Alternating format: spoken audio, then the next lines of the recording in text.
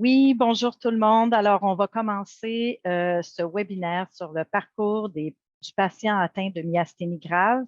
Je voudrais tout d'abord me présenter. Marie-Hélène Bolduc, je suis vice-présidente des programmes et services à Dystrophie musculaire Canada. Je vais présenter aujourd'hui une étude sur le parcours du patient atteint de myasthénie grave qui a été effectuée par mes collègues du département de recherche qui sont Omira Osman, qui est VP Recherche et politique publique, Victoria Larocca, qui est analyste à la recherche, et Zainab Adanji, qui est analyste aussi à la recherche. Alors, le but de cette présentation aujourd'hui, c'est de vous expliquer un petit peu qu'est-ce que la myasthénie grave, quelle est la compréhension qu'on a de cette maladie-là en ce moment, quels sont les traitements disponibles, puis ensuite, et ça va être la majeure partie de la présentation, nous allons explorer les résultats de l'étude à laquelle d'ailleurs vous avez peut-être déjà participé. Alors, qu'est-ce que la myasthénie grave? La myasthénie grave, je vais y aller rapidement parce que probablement que la majorité d'entre vous connaissez déjà la maladie, mais la myasthénie grave, c'est une maladie auto-immune. On parle de maladie auto-immune lorsqu'un système immunitaire qui protège normalement l'organisme commence à s'attaquer lui-même. La myasthénie grave provoque une faiblesse musculaire et c'est assez surprenant le nombre peu élevé de personnes à travers le Canada qui sont diagnostiquées avec la myasthénie grave. C'est de 10 334. On remarque en myasthénie grave qu'il y a beaucoup d'erreurs diagnostiques, alors on se dit que c'est peut-être un chiffre qui est plus bas de la réalité. Alors, qu'est-ce qui arrive aux patients de myasthénie grave? Il faut savoir comment ça se passe dans notre corps pour comprendre comment la myasthénie grave opère. Alors, le corps développe des anticorps qui servent à combattre les infections et les maladies. La myasthénie grave avec anticorps anti-AChR est la forme la plus courante de maladie de la myasthénie grave généralisée. Les nerfs, ce qui se passe dans notre corps, c'est que les nerfs envoient un signal à nos muscles et c'est ce qui nous permet de marcher, de respirer, de vaquer à nos occupations. Malheureusement, chez les personnes atteintes de myasthénie grave, l'organisme développe des anticorps anormaux qui empêchent les muscles de répondre aux signaux provenant des nerfs. Il y a 6 types de myasthénie grave connus. Les deux plus fréquentes sont la myasthénie grave généralisée et la myasthénie oculaire. Quels sont les symptômes les plus courants? Il y a 2 types de symptômes. Celui qui touche les paupières, comme les paupières tombantes, la vision floue ou double, et les autres qui touchent plus la faiblesse musculaire. Il faut dire que la myasthénie grave est communément appelée snowflake disease en anglais. C'est parce que cette maladie-là se présente de façon différente chez chaque patient, comme chaque flocon de neige est unique. Donc, il y a une grande diversité de symptômes. Leur sévérité peut changer d'une personne à l'autre. Mais en général, ce sont les symptômes qu'on peut observer. Alors, dans les faiblesses musculaires, il y a des troubles d'élocution, difficulté à avaler, à soutenir son cou, respirer, faiblesse musculaire, marcher ou se tenir debout, puis la fatigue. Quelles sont les options thérapeutiques actuelles pour la myasthénie grave? Il y a plusieurs traitements qui sont disponibles. Vous allez voir dans cette liste-là, il y en a certains qui sont déjà approuvés, il y en a d'autres qui sont en processus.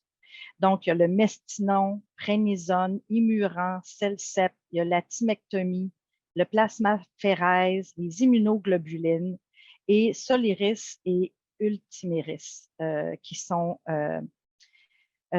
déjà approuvés. Il y a des médicaments qui sont en processus comme Vyvgart, qui est présentement approuvé par la FDA aux États-Unis.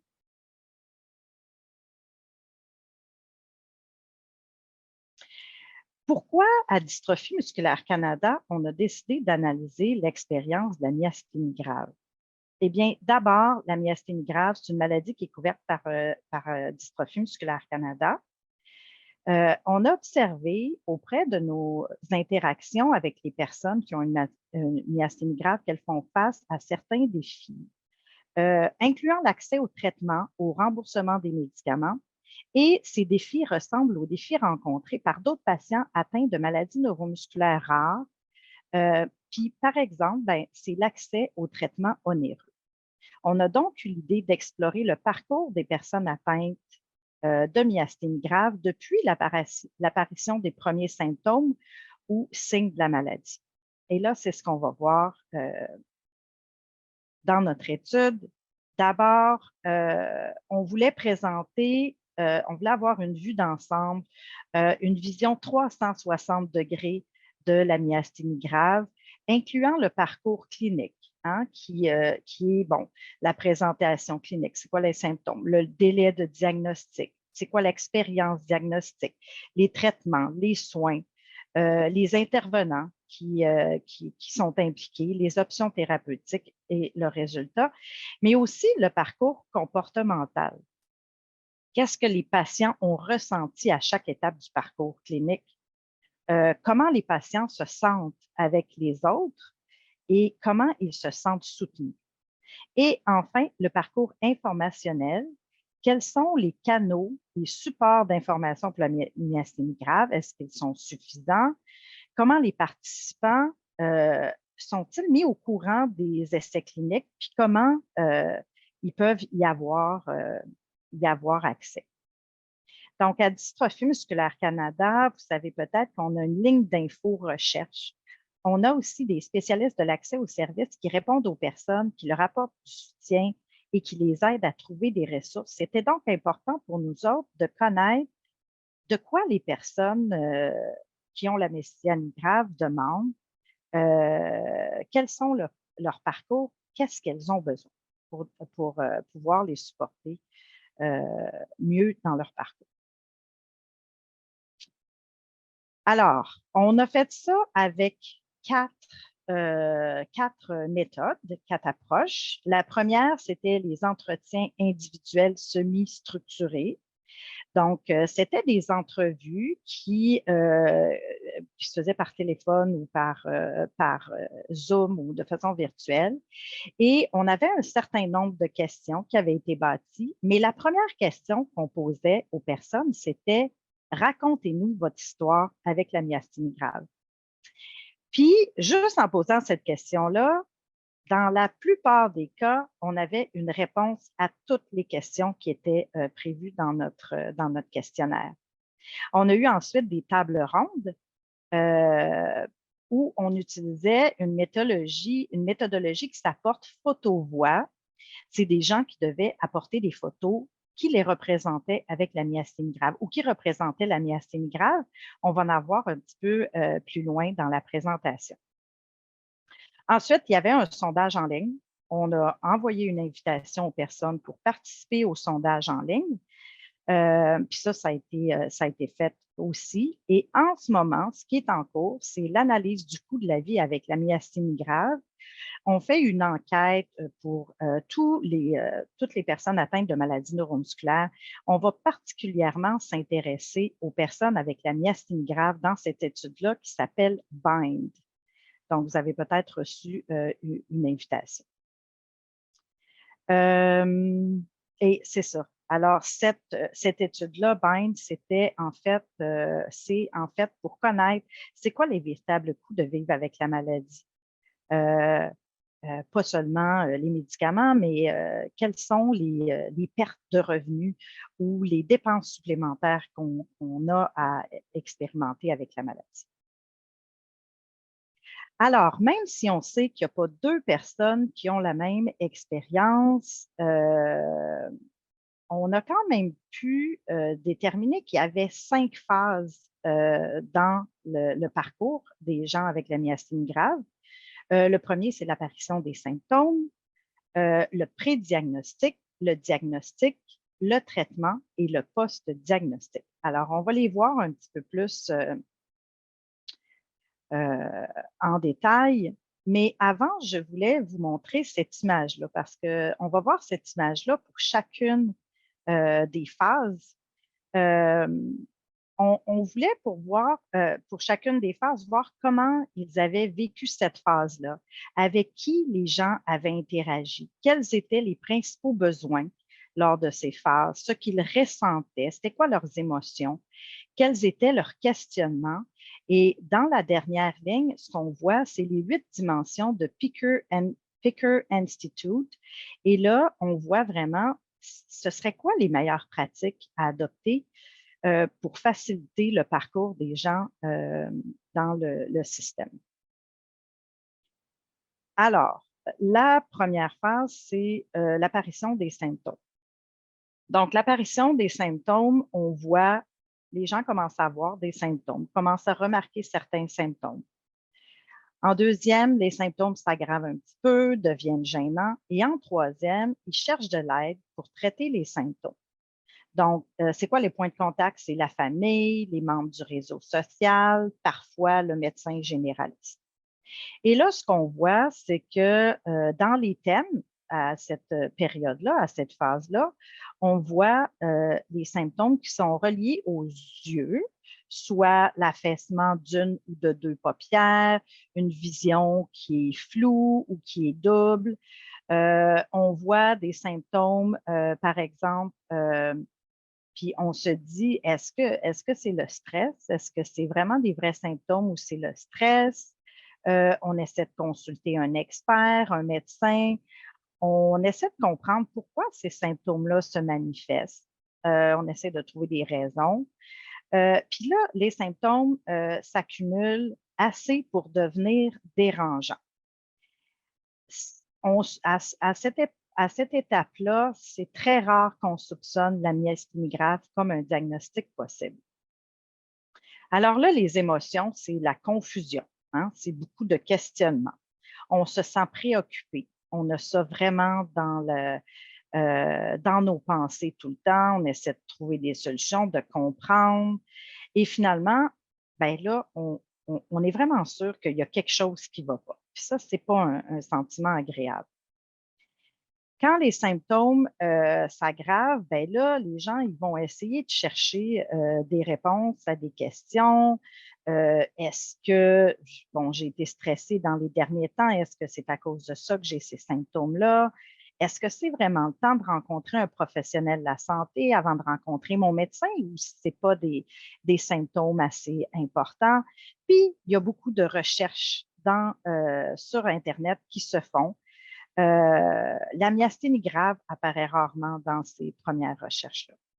Alors, les besoins, c'est de la sensibilisation et de l'information, puis aussi un soutien médical qui n'est pas toujours facile à obtenir. Donc, dans les bonnes pratiques, on aurait besoin d'informations claires, puis un accès rapide à des conseils fiables en termes de soins de santé. La prochaine phase, c'est le pré-diagnostic. Là, il y a plusieurs, disons qu'il y a 3 parcours possibles. Il y en a un, bon, on a eu un premier contact avec le médecin, on est de retour à la maison, on n'a pas trop de réponses, les symptômes s'aggravent, on retourne voir le médecin, on revient à la maison, on est orienté vers un spécialiste, on revient à la maison, on est orienté vers un autre spécialiste. Une autre situation possible, c'est que un premier contact et retour à la maison, et là, on revient à la maison, et là, intervient une crise myasthénique, ce qui conduit directement les patients à l'urgence, voire même aux soins intensifs. Donc, ça, c'est une autre option. L'autre, peut-être un petit peu moins fréquente, mais c'est que la personne n'a aucun symptôme, mais pour une raison ou pour une autre, va faire un traitement, avoir une procédure, une chirurgie. Et là, avec un certain médicament, ou avec des tests, va découvrir qu'ils ont la myasthénie grave.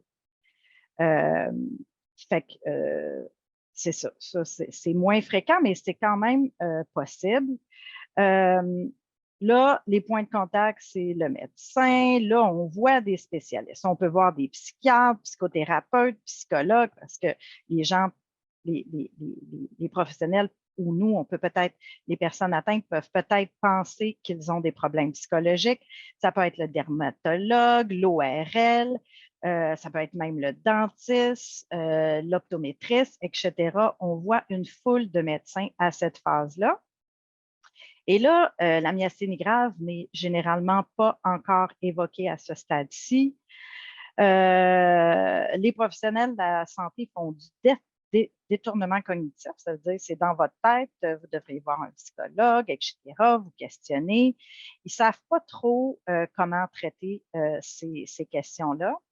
Et à cette étape-là, les personnes consultent environ 7 professionnels de la santé différents et se rendent 9 fois dans une clinique ou un hôpital.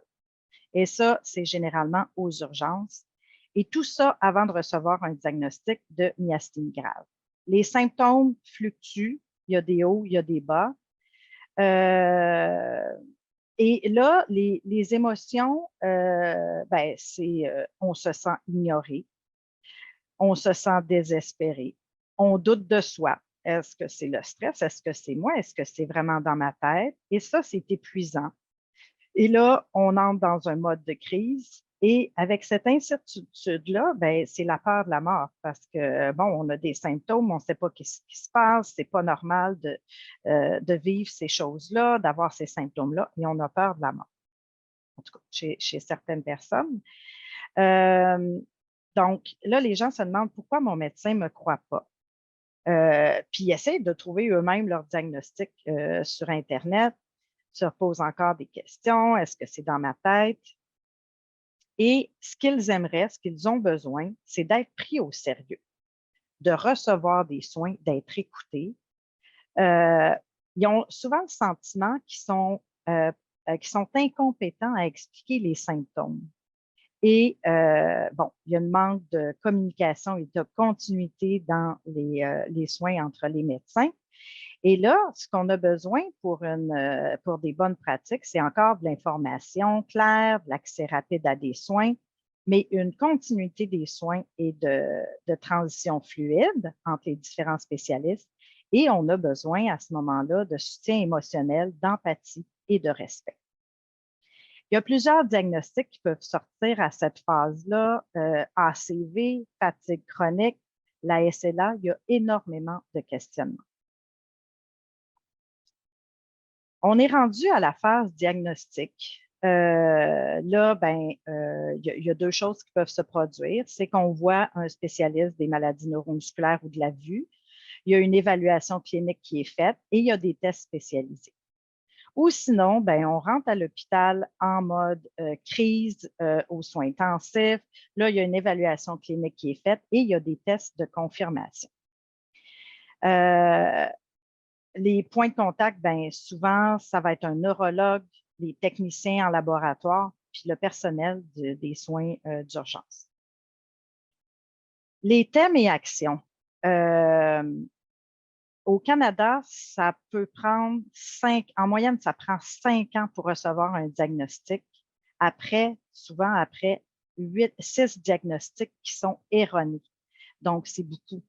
Ce qu'on a vu dans notre étude, c'est que ça prend, parmi toutes les personnes, ça a pris de 0 à 22 ans avant d'avoir un diagnostic de myasthénie grave. Et là, ben, comme je le disais tout à l'heure, la SLA, fatigue chronique, la maladie de Lyme, le lupus, etc., paralysie de Bell.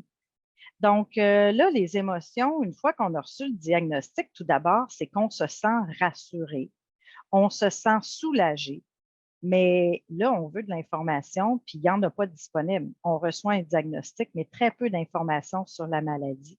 Et là, on commence à se sentir diminué.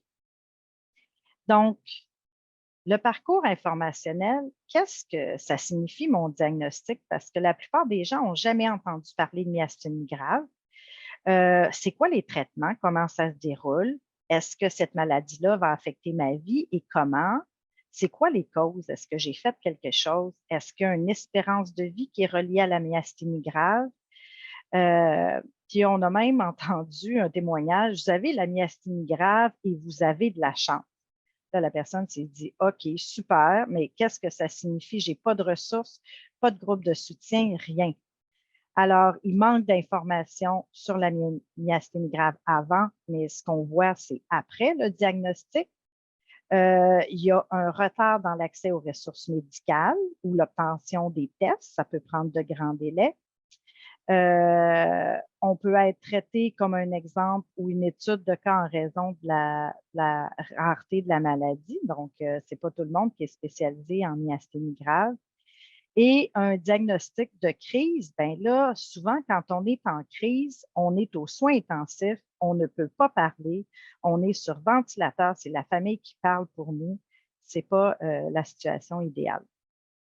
Encore là, dans les bonnes pratiques, ce serait de l'information claire, un accès rapide à des conseils fiables, l'implication dans les décisions et le respect des préférences. Ça a été démontré que ce serait très utile d'avoir un processus de décision partagé et bien informé et respecter les choix des personnes et encore là, du soutien émotionnel.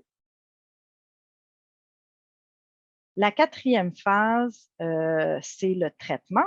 Alors, bon, on est avec un neurologue, on consulte un médecin traitant pour le suivi, il y a essai, introduction de nouveaux médicaments, on consulte le médecin pour le suivi, puis, bon, il y a peut-être insatisfaction par rapport aux options de traitement et recherche d'options accessibles et remboursables. Donc, à ce moment-ci, les points de contact sont les neurologues, médecins de famille, la pharmacie, les membres de famille. Il y a plusieurs médicaments qui sont approuvés pour la myasthénie grave. Il n'y a pas de cure, mais il y a quand même des médicaments et des traitements, ce qui est quand même pas le cas pour toutes les maladies neuromusculaires. Puis ces médicaments-là, ces traitements-là peuvent aider à atténuer les symptômes.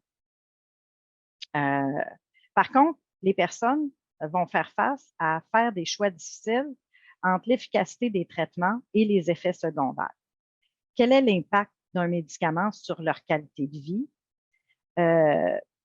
Puis, il y a aussi d'autres désavantages avec les traitements. Il y en a qui prennent beaucoup de temps avant de faire effet. Quelqu'un nous a même dit que ça avait pris 36 mois avant de voir des résultats. C'est très long. Les gens s'entendent aussi pour dire qu'il y a quand même besoin de nouveaux traitements. Les gens prennent plusieurs médicaments, il y a plusieurs effets secondaires, prennent des médicaments pour les effets secondaires. Il y a beaucoup. Ceux qu'on entend parler beaucoup, c'est prénisone et mestinon. Puis, bon, les gens ne sont pas guéris. Les symptômes sont toujours là. Ce qu'ils disent, c'est dans une proportion moindre qu'avant les traitements.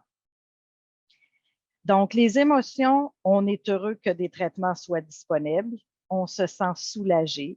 Des fois, on se sent insatisfait parce qu'il y a quand même des effets secondaires. On peut se sentir frustré. Puis, on a peur de tout autre aspect de la vie parce que la myasthénie grave, ça change une vie. Ça change la façon dont nos journées se passent et ça a un impact sur toute la famille. Alors, les traitements ne gèrent pas complètement la maladie. Les possibilités d'essais cliniques sont assez limitées en myasthénie grave. Il y a un retard dans l'approbation des traitements de la myasthénie grave au Canada par rapport à d'autres pays. Donc, ça, c'est assez frustrant. Et il y a encore une absence de prise de décision partagée dans le plan de traitement avec les médecins traitants, ce qu'on a entendu nos répondants, puis une nécessité de défendre ses droits pour obtenir un traitement. Alors, dans les bonnes pratiques, à cette étape-là, on aurait besoin d'informations claires, attention aux besoins physiques et environnementaux, un traitement efficace dispensé par des professionnels de confiance, une implication et soutien de la famille et des proches aidants et une bonne continuité des soins de santé fluides. Post-diagnostic. Donc, là, les points de contact sont toujours le neurologue, les autres professionnels de la santé, les membres de famille, le médecin omnipraticien, des conseillers ou des amis. C'est quoi les thèmes qu'on voit à cette époque-là? C'est qu'on voit que, bon, bien qu'on a eu un diagnostic, on a quand même des besoins, puis des traitements, il y a quand même des besoins qui sont non satisfaits. La myasthénie grave, c'est assez instable. C'est une maladie imprévisible. Comme je disais tout à l'heure, il y a des bonnes et des mauvaises journées. C'est difficile de planifier des choses. Les personnes atteintes de myasthénie grave se tournent parfois vers des soins informels puis reçoivent l'aide des membres de leur famille, font souvent le deuil de leur vie d'avant le diagnostic. Elles ont souvent l'impression de ne pas paraître ou se sentir elles-mêmes. Elles ont du mal en même temps à s'identifier comme étant une personne handicapée. Les personnes atteintes de myasthénie grave ressentent souvent une intolérance à la chaleur. C'est ce qu'on a observé. Ça a beaucoup d'impact sur l'identification et la participation d'une personne comme le travail ou la vie de famille. Euh, euh, et la question de l'inconnu demeure, parce qu'on connaît la myasthénie grave, mais on ne la connaît pas tant que ça. Les personnes atteintes de myasthénie grave craignent les flambées de la maladie ou les crises après une période de stabilité ou de rémission. Donc, ça limite un petit peu la participation aux activités ou les planifications d'activités. Alors, dans les émotions, on passe d'heureux à soulagé, à insatisfait, comme tout à l'heure, à frustré, craintif pour l'avenir, incertain pour l'avenir et pour les traitements. Il y a des périodes d'abattement et il y a des périodes aussi de confusion. On se questionne beaucoup. Est-ce que je peux continuer à travailler? Est-ce qu'il y a d'autres traitements qui vont venir? Est-ce qu'ils vont être disponibles? Qu'est-ce que je dois manger? Qu'est-ce que je peux manger? Est-ce que je dois faire de l'exercice? Combien d'exercices? Donc, les gens doivent redéfinir leurs objectifs de vie, puis ils sont toujours conscients qu'ils ne doivent pas pousser trop fort. Et la question, l'aide aux personnes handicapées, est-ce qu'elle s'applique à moi? La myasthénie grave, c'est une maladie qui est peu visible, donc il y a souvent ce questionnement-là. Les expériences et problématiques ou les besoins, c'est la prise de décision partagée pour les traitements, apprendre à se fixer de nouveaux objectifs, prouver qu'on a un handicap. Quand on veut prouver qu'on a un handicap, des fois, ce n'est pas évident avec la myasthénie grave.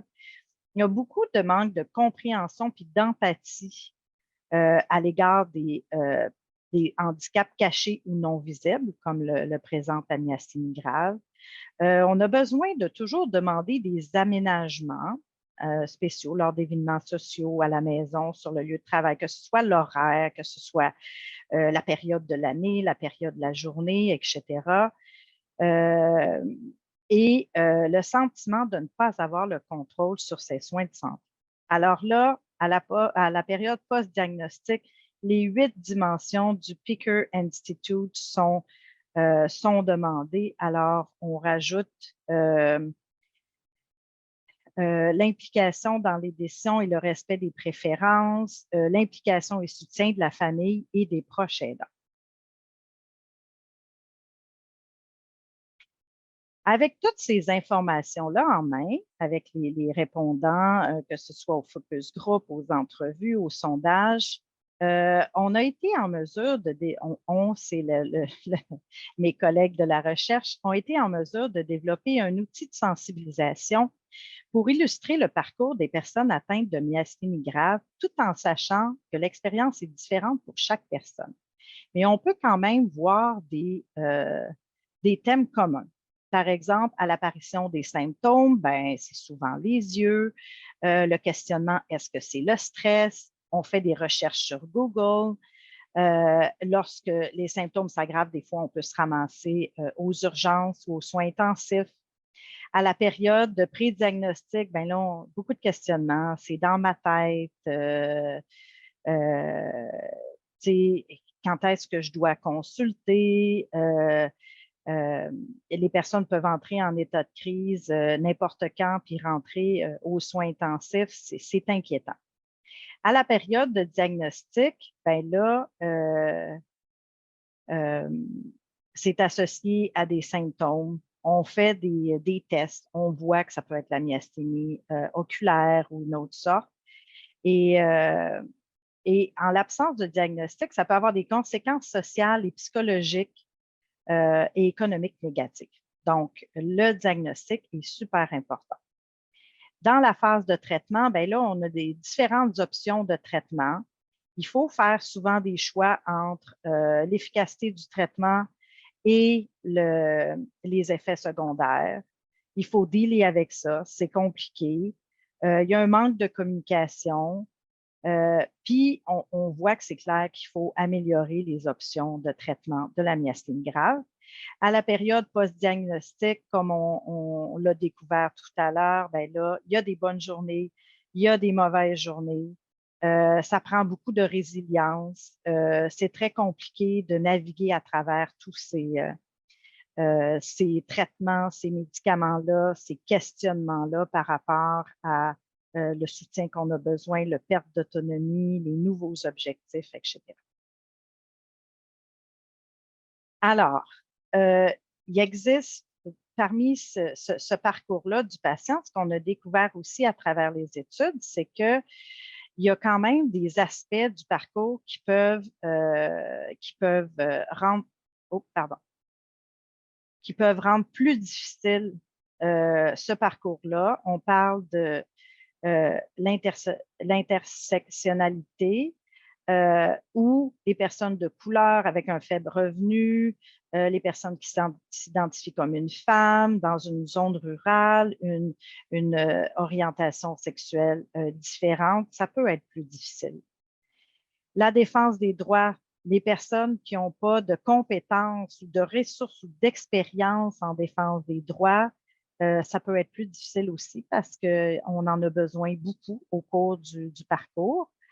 Et encore, ce qui rend difficile, c'est quand on a un type de myasthénie grave qui est rare. Déjà que la myasthénie grave est rare, si on n'a pas les deux anticorps les plus communs, là, c'est encore plus difficile. Dans le parcours des patients, on a réussi à relever 10 thèmes et on va les voir un par un. Alors, le détournement cognitif, ça, c'est ce que ça veut dire, c'est que les patients dont les symptômes réels sont rejetés ou minimisés par les professionnels de la santé. Puis, on a des témoignages qui démontrent quand même c'est quoi cette expérience-là. Alors, la personne disait, en tant que personne séronégative et non reconnue comme atteinte de la myasthénie grave, j'ai fait du détournement cognitif pendant des années. J'étais également victime de détournement cognitif de la part des médecins qui ne reconnaissaient pas que j'étais atteinte de myasthénie grave. Un autre dit, les médecins m'ont dit 6 fois que c'était dans ma tête. On m'a dit que c'était dans ma tête et finalement, nous avons pris l'avion, nous sommes allés à Vancouver et nous sommes allés à l'hôpital général. Un autre, c'est la non-communication des symptômes et doute de soi. Et ça peut être un manque de confiance relativement aux symptômes et non-communication de ces derniers aux professionnels de la santé car ils ont peur d'être ignorés. Alors, dans les témoignages, quelqu'un dit « Je doute encore de moi-même, je me demande encore si c'est dans ma tête. » Un autre dit « Je ne parle pas de mes symptômes parce que je ne veux pas que mon neurologue pense que je mens. J'ai déjà mentionné un problème de démangeaison et on m'a dit que ce n'était pas un symptôme de myasthénie grave. » Donc, les gens ne sont pas encore dans la crainte de partager leurs symptômes. Un autre, c'est le capital culturel et inégalité sociale dans les soins de santé. Le capital culturel, c'est les atouts sociaux d'une personne, son éducation, son intellect, le style de parole, le style vestimentaire qui peuvent entraîner des différences dans l'état de santé et la distribution des soins. Donc, quelqu'un dit, si je me présente avec une apparence soignée, souriant et aussi positif que possible, le rendez-vous est très agréable. Si vous vous présentez plutôt avec l'air abattu, vous n'obtiendrez pas une très bonne réponse de la part de ce neurologue en particulier. Donc, la façon dont elle se présente, son attitude, cette personne-là, son attitude ou sa tenue vestimentaire a de l'influence beaucoup sur le déroulement de son rendez-vous. Un autre dit, je ne sais pas comment naviguer dans le système sans utiliser mon argent personnel pour obtenir un meilleur traitement. Il y a aussi les handicaps cachés et non visibles. Donc, c'est difficile de reconnaître et d'identifier les handicaps que les personnes atteintes de myasthénie grave présenteront. Je n'ai pas le droit à la prestation fiscale pour personnes handicapées. Ça me met en colère. Le médecin généraliste que j'avais m'a dit que je pouvais toujours faire les démarches, mais que je n'y aurais pas droit parce que je peux encore marcher, je peux voir, je peux me nourrir. Il faut que ce soit une combinaison d'un certain nombre de facteurs. Un autre dit, je me stationne dans une place réservée aux personnes handicapées et je me sens très coupable. Mais honnêtement, je pourrais avoir besoin qu'on m'aide à sortir de l'épicerie ou d'utiliser un déambulateur ou un quadriporteur pour quitter le magasin. Une flambée de mes symptômes de myasthénie grave peuvent se manifester et j'ai l'air soudainement plus handicapé qu'il y a quelques minutes. Donc, la crainte du jugement, le sentiment de culpabilité. L'effet boule de neige, c'est un seul retard dans le parcours de la myasthénie grave a entraîné une série de retards à toutes les étapes subséquentes. Quelqu'un dit, lorsque les gens ne sont pas diagnostiqués à un stade plus précoce, l'éducation, les opportunités d'emploi et les conséquences sociales et financières sont affectées.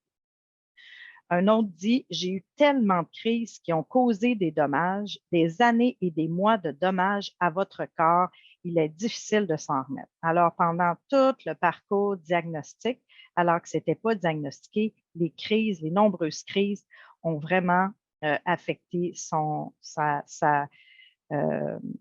santé à long terme. Utilisation élevée des ressources de soins de santé. Alors, la qualité de soins de santé reçus influence la fréquence des visites médicales. Par exemple, j'ai opté pour un médecin privé parce que lorsque le ratio médecin-patient est de 125 plutôt que 1000 ou 2000, l'expérience est très différente. Le médecin est capable d'écouter et de prendre le temps de faire ses propres recherches, de lire des revues médicales et de proposer des solutions pour vous aider. Un autre dit, j'étais un habitué des urgences à cause de la myasthénie grave. Donc, l'impact économique des maladies de la myasthénie grave, c'est bien que ces gens-là ne sont pas des grands utilisateurs d'équipements, ben, elles sont quand même de grandes utilisatrices de soins de santé, de visites aux urgences, de visites aux soins intensifs, de traitements, de visites à l'hôpital. Impact sur le travail et la participation sociale. Les personnes atteintes de myasthénie grave ont souvent besoin d'aménagements sur leur lieu de travail ou lors d'activités sociales. Alors, quelqu'un dit, j'ai pu reprendre le travail, mais j'ai dû faire des pauses que je n'aurais normalement pas eu besoin de faire et je ne peux pas travailler de la même manière. Certains jours sont imprévisibles. Un autre dit, en raison des effets secondaires des médicaments, je reste souvent à la maison. La COVID a beaucoup aidé, mais maintenant, les gens pensent que je dramatise et que je suis antisociale. Beaucoup de préjugés. Les soins informels. Les personnes atteintes de myasthénie grave doivent souvent faire appel à des proches aidants informels, tels que les membres de famille, les amis, les conjoints. Quelqu'un dit, j'ai eu beaucoup de mal à renoncer à cette autonomie et devenir indépendant comme je ne l'ai jamais été dans ma vie. Un autre dit, je dépends de ma conjointe pour tout. Elle a subi une opération importante et le lendemain, elle m'aidait avec mes médicaments au lieu de se reposer. Le 9e, imprévisibilité et incertitude liées à la maladie. Chaque journée est différente pour les personnes atteintes de myasthénie grave. Les symptômes de la myasthénie grave peuvent être élevés certains jours et d'autres ne pas l'être d'autres jours. Donc, c'est ma réalité. J'apprends à vivre avec ça et ma vie est tellement imprévisible. J'ai de très, très bonnes journées et puis j'en ai quelques mauvaises. Vous savez, ça vous oblige à vous adapter. Et le dernier, la nécessité pour les patients de défendre leurs droits, c'est pour obtenir de meilleurs soins de santé, de meilleures ressources, de l'information relative à leur diagnostic. Et ça, les gens atteints de myasthénie grave, lors des entrevues, si c'était on leur a posé une question. On a dit, si c'était à recommencer votre parcours, qu'est-ce que vous trouvez qui vous aurait le plus aidé? Et c'est la défense des droits. La majorité a parlé de défense des droits.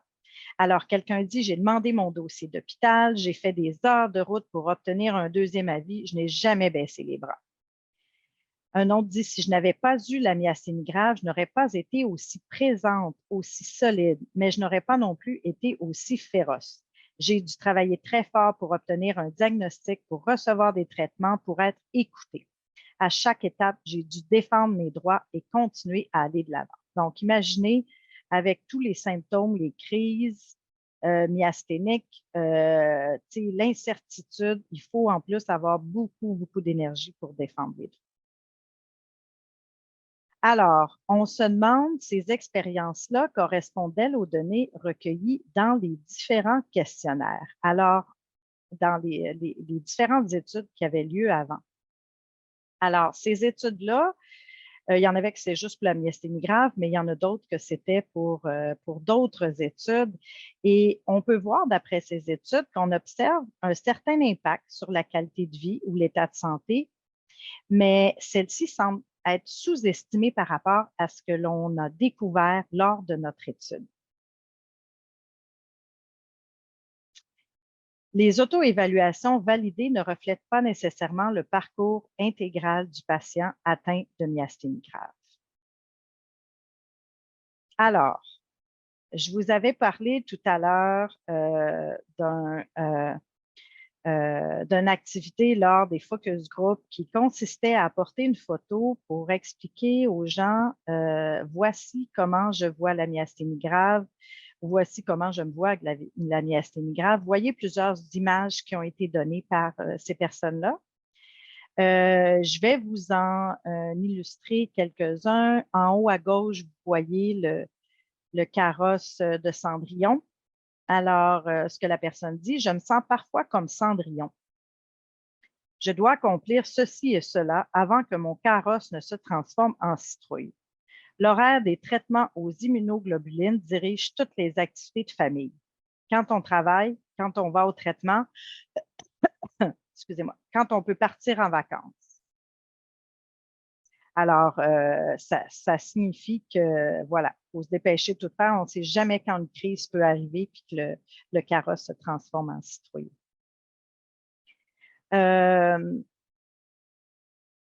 Il y a celui en bas à gauche où on voit une maman avec son fils dans les bras.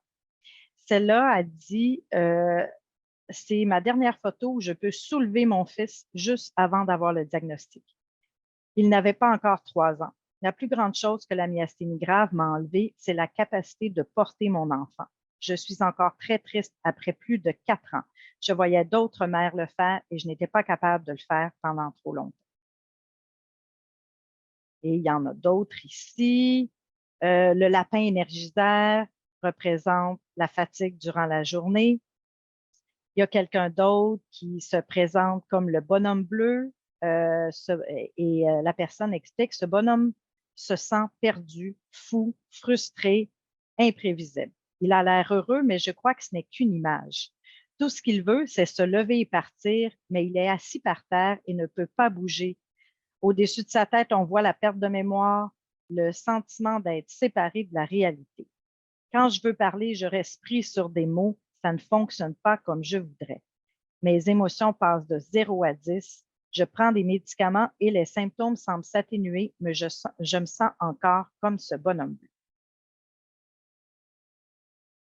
Alors, on a eu les données avec nos entrevues, nos focus group, etc. On a des connaissances. Maintenant, le but de cette étude-là, c'était de faire changer, de prendre des actions, de faire changer les choses, les politiques publiques. Alors, voici ce qu'on a fait jusqu'à maintenant, les entrevues, les focus group, les enquêtes, sondages. Et maintenant, ce qui est encore en cours, c'est l'étude BIND sur les coûts des personnes atteintes de myasthénie grave sur leur vie. Alors, c'est encore le temps d'y participer. C'est ouvert aux personnes atteintes, à leurs familles. Si vous voulez y participer, vous pouvez me contacter. Je ferai parvenir le lien si vous voulez participer.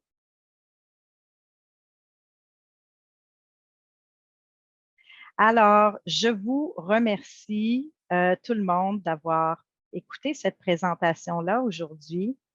Merci aux personnes qui ont accepté de répondre à une entrevue. Celle-ci durait parfois plus d'une heure. Merci à ceux et celles qui ont participé aux tables rondes, qui ont partagé leurs photos. Merci à tous ceux et celles qui ont répondu au sondage en ligne. Sans vos précieuses réponses, il n'aurait pas été possible de dresser le parcours des personnes atteintes de myasthénie grave. Dystrophie musculaire Canada, en tant qu'organisme de charité, dépend de la générosité des personnes comme vous, les personnes qui sont atteintes, leurs familles, les donateurs, nos partenaires, les pompiers, et plus spécifiquement pour ce projet, nos partenaires de l'industrie qui sont Janssen, Argenx, Alexion et UCB. Et pour terminer, voici certains outils qui ont été créés par l'industrie pour aider les personnes atteintes. Je pourrais vous les faire parvenir si vous le désirez. Vous avez juste à m'envoyer une adresse, un email après la présentation. Alors, je vais arrêter de partager et je vais ouvrir. Je vais vous permettre de poser des questions.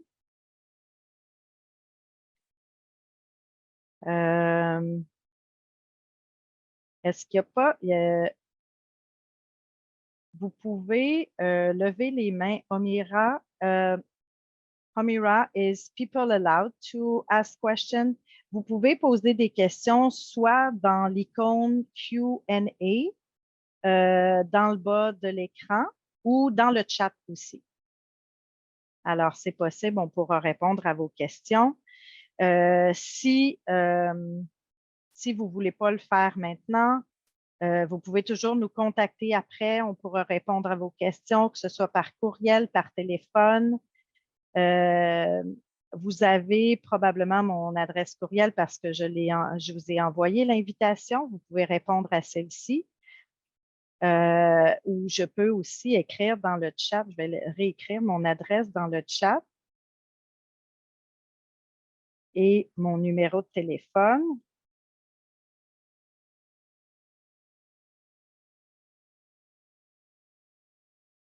Voilà. Alors, oui, et je pourrais envoyer l'enregistrement à tout le monde. Je vous ferai parvenir ça par courriel. Alors, merci beaucoup à tout le monde et au plaisir. À la prochaine.